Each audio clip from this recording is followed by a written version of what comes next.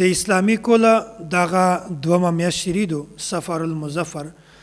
په دغه میاشت کې د خلک ډېرې غلط عقیدې دي او غلط نظریات دي او داسې خلک وایي چې دغه میاشت د نوست ولادو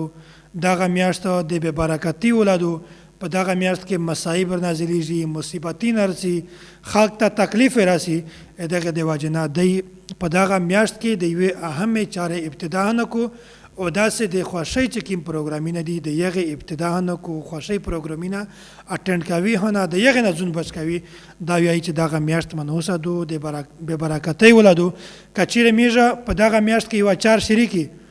نو هغه چار د دغې میاشتې د وجې نه بې برکته شي منحوسه شي حالانکې د دغې خبرې د شریعت سره هیڅ تعلق نشته د دې سوچ د دې نظریه د غلطې عقیدې دا بالکل باطل دي د شریعت سره د دغه هیڅ تعلق نشته او ډېره د افسوس خبره ده چې دغه نسل در نسل دا خبره مخته چې یو نسل داسې چې هغه د غلطې نظریات بیان کو چې بل نسل چې هغه دغه عقاید مخته ترویج ورکوي او ډېر په زور په شور سره دا مخته بیانوي یا چې د میږ مور پلور د میږ نیکه دا خبره میږ ته بیانولی میږ پابندي عمل کی حالانکې دا د جاهلیت یو غټ سبب دی او نبی علیه الصلاة والسلام د یغ دور نه د دغې باطلې عقاید او د دغې باطلې نظریات تردید بیان کړی دی نبی علیه الصلاة والسلام فرمایي لا عدوه ولا سفر ولا هم د الله تعالی د حکم نه بغیر بیموري د یو کس نه بذات خود بل کس ته لګېدله دا عقیده لرل دا نظریه لرل دا بالکل غلطه ده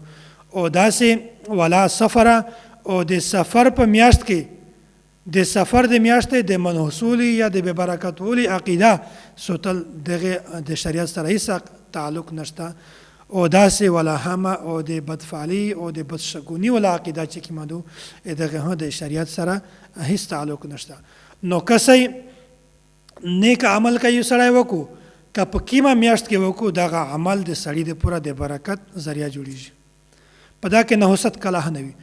او که یو سړی بد عمل وکړو که په کیمه میاشت کې وکړو هغه بد عمل د انسان د پوره د نحوست ولا ذریعه جوړیږي او د بې برکتۍ ولا ذریعه جوړیږي نو الله تعالی د میاشتو ته د صحیح عقیدې سمه جوړ نصیب کو او الله تعالی د میاشتو د داسې غلطې عقاید نه او د داسې غلطې نظریات نه په حفاظت کې